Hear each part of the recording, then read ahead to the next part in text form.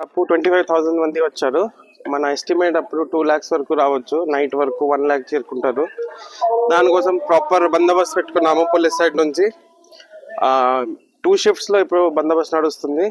More than 400 members తో బందోబస్తు నడుస్తుంది. ఇవన్నీ parking place 18 parking places identify చేసాము. దాంట్లో సీసీటీవీ కెమెరాస్ అండ్ పార్కింగ్ సిబ్బంది ప్రాపర్ డైవర్జన్ మొత్తం ప్లాన్ చేసి ఆర్టీసీ బస్సెస్కి కూడా ముందు చెప్పుకొని అన్ని మొత్తం పబ్లిక్ కూడా ఇన్ఫర్మేషన్ ఇచ్చాము. ఇక్కడ ఇస్తమా జరుగుతుంది, కొద్దిగా ట్రాఫిక్ చూసుకోవాలా.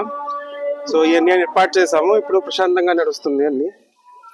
ఇంకా ఎంతమంది రావచ్చు సార్ మనకి ఇష్టమా? మన ఎస్టిమేషన్ 2 lakh వరకు ఉంది. ఇప్పుడు